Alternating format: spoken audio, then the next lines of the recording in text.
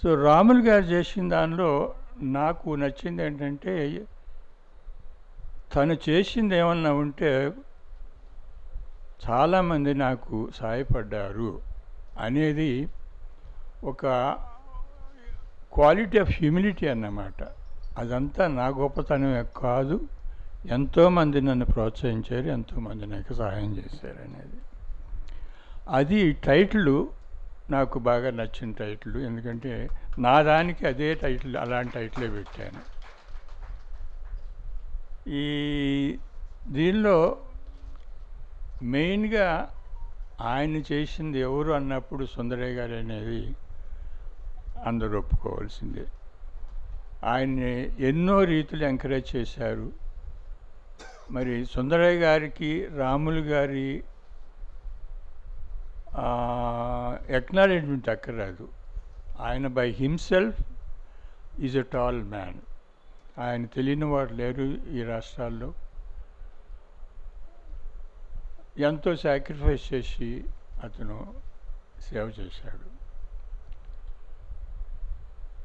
నాకు తెలియని విషయం రెండోది ఇక్కడ ఉన్నది, మన జస్టిస్ గారు చంద్రకుమార్ గారు, వారి రోల్ నాకు తెలియదు ఈ పుస్తకం చదివే వరకు. వారి ఆనెస్టీని గురించి, ఆయన సోషల్ కమిట్మెంట్ గురించి నాకు తెలుసు. ఎలక్షన్స్లో 2019 ఎలక్షన్స్లో బయటపడి తన ఉద్దేశాన్ని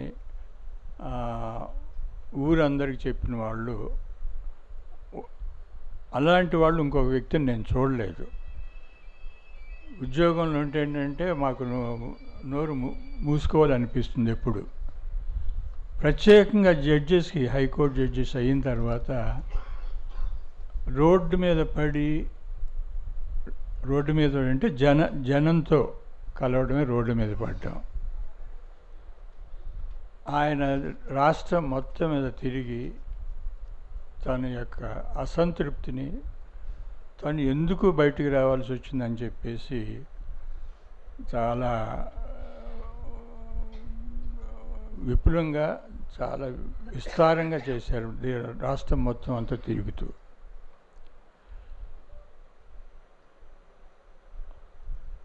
ఈ రాములు గారి విషయంలో ఆ కేసుల్లో పిటిషనర్స్ ఇండైరెక్ట్గా నేను, డైరెక్ట్గా రాములు గారు. నోటీస్ ఇచ్చాను కాబట్టి ఆయనకి నీవు వెకేట్ చేయమని చెప్పి హైగ్రీవ్ గారికి నోటీస్ ఇవ్వటంతో ఆయన చాలా మండిపడ్డాడు. వాళ్ళందరినీ కలిసి పోయి ఈయన మార్చాలి, ఇతను నక్సలైటు ఆ కథ అంతా అయిపోయింది. శంకరన్ గారి నుంచి కూడా ఆయన రాశారు.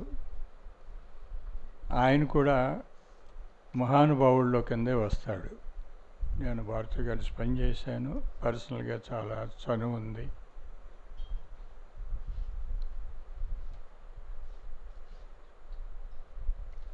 ఓంకార్ గారు, నేను వరంగల్ కలెక్టర్గా ఉన్నప్పుడు, కష్టాల్లో ఉన్నప్పుడు నా దగ్గర రావడం, ఆ రోజు నాకున్న పవర్స్లో అతన్ని ఒక ఫాల్స్ కేసు నుంచి తీసేయడం జరిగింది. ఆ పవర్ ఆ రోజున కలెక్టర్కి ఉండేది, ఈ రోజున లేదు. ఒక ఫాల్స్ కేసులో, కాన్స్పిరసీ కేసులో ఇరికించారు. నాకు కమ్యూనిస్ట్ పార్టీతో ప్రయాణం ఎప్పుడు మొదలైంది అనేది ఒక మాట చెప్పాలి. అంబేద్కర్ గారిని గురించి ఆయన పేరు వినకముందు, ఆయన రాసిన పుస్తకాలు చదవకముందు, అలాగే మార్క్స్ గురించి వినకముందు, వారి పుస్తకాలు చదవకముందు, నా చిన్నతనంలో ఒక అడుగు మార్క్స్ వైపు, ఒక అడుగు అంబేద్కర్ వైపు నడిచింది. ఇది నాకు ఎప్పుడు తెలిసిందంటే, వారిని గురించి చదవటం జరిగిన తర్వాత, ప్రపంచంలో ఏం చేస్తున్నారు, అంబేద్కర్ని ఏం చేశారు, ఎవరు గౌరవించారు, ఎవరు గౌరవించలేదు, మార్క్స్ని ఎవరు ఫాలో అయ్యారు, ఎవరు ఫాలో కాలేదు అనేది కొన్ని సంవత్సరాల తర్వాత కూడా తెలియదు. ఎందుకు నాకు తెలియకుండా నా కాళ్ళు వాళ్ళిద్దరి వైపు నడిచిందంటే నా background. My Dalit background made me walk towards Ambedkar. నా పోవర్టీ, నా పర్సనల్గా నా జీవితంలో పోవర్టీ కాదు, నేను చూస్తున్నటువంటి ప్రజలందరిలో జరిగినటువంటి పోవర్టీ, దానికి కారణం ఎక్స్‌ప్లాయిటేషన్ అనే మాట అంత గొప్పగా చెప్పినటువంటి మార్క్స్ గారు వాళ్ళిద్దరే. సో వీళ్ళ దానిలో most of these people that he talked about, why most practically everybody Ambedkarite కాకపోయినా కూడా ఓపెన్గా భావాల్లో వాళ్ళిద్దరూ ఐడియాస్తోనే జీవించారు, దాని కొరకే వాళ్ళు పోరాడారు.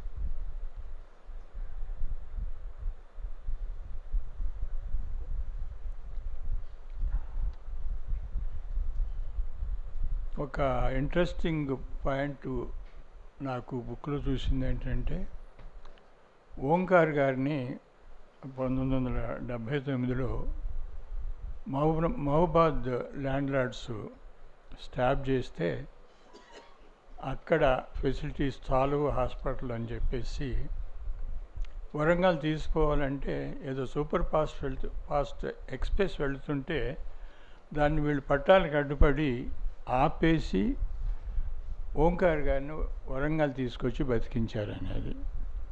అది ఒక మరపురాని ఘటన అన్నమాట.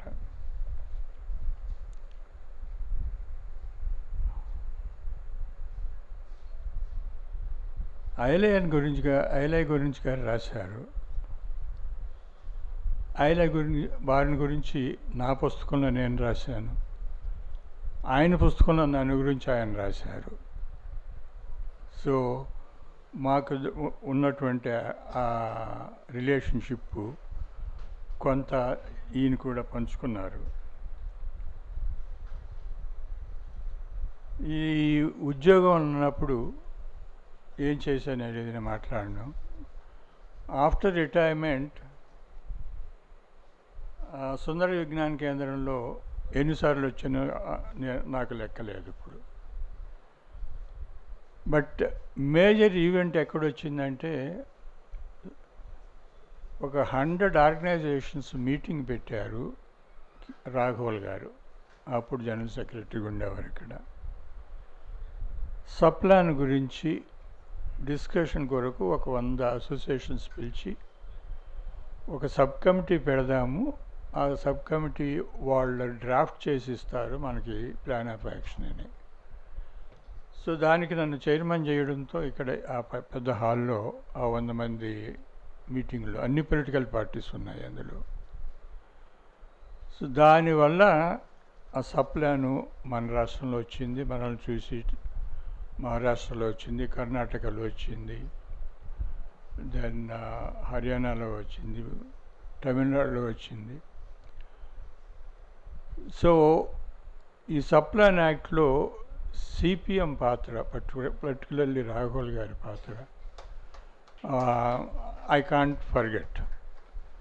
అది అయిన తర్వాత ఏం చేయాలన్నప్పుడు ఒక మీటింగ్ పిలిచారు కార్యకర్తలు, రాష్ట్ర కార్యకర్తలందరిది.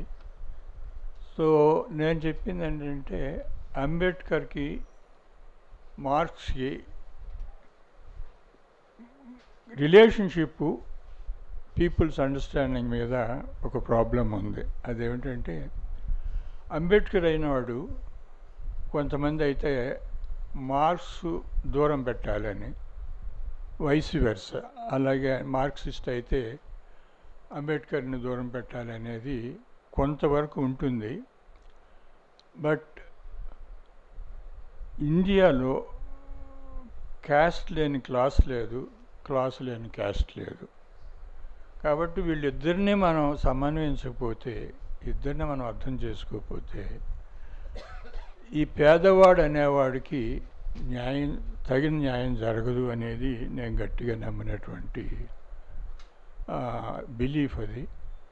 సో నేను ఇప్పుడు రిటైర్ అయ్యి ఫ్రీ మ్యాన్ అయ్యాను కాబట్టి వీళ్ళిద్దరికీ మనం ఒక వారధి నిర్మించాలి. ఆ వారధికి ఫస్ట్ బ్రిక్ నేను వేస్తానని చెప్పేసి ఆ రోజు అనౌన్స్ చేశాను. దాని కంటిన్యూషన్లోనే లాల్ నీల్ ఎజెండా, ఇబ్రహీంపట్నంలో ఆ మార్చ్ విత్ ప్రకాష్ అంబేద్కర్, దానిలో మేము కూడా నడిచాము. దెన్ ఇక్కడ ధర్నాలు చేశాము. చివరికి నాకు ఒక స్పెషల్ క్వాలిఫికేషన్ ఏంటంటే చీఫ్ సెక్రటరీ పదవి చేసి పోలీసులతో అరెస్ట్ చేసుకున్న ఖ్యాతి నాకుంది. అది చేస్తున్నప్పుడు పోలీసులు తీసుకెళ్ళి నన్ను పోలీస్ స్టేషన్లో పెట్టి సాయంకాలం వదిలిపెట్టారు. సో అది సప్లాన్ కాంటెక్స్లోనే వచ్చింది. బిఎల్ఎఫ్ సడన్గా డిస్కంటిన్యూ అవ్వడానికి చాలా బాధాకరమైనటువంటి విషయం. ఎంతో హోప్స్ ఉన్నాయి మాకు. దానివల్ల ఈ అంబేద్కర్ మార్క్స్ని జోడించి ఈ ప్రజలకు సేవ చేయాలనేది పెద్ద దెబ్బ తగిలింది బిఎల్ఎఫ్ పోవడం. దానికి కారణాలు నేను చెప్పదలుచుకోదు, మర్యాదగా ఉండదు. But I hope that one day I will see that Ambedkar and Marx are seen as twins of the poor man's salvation. Thank you. I will stop here.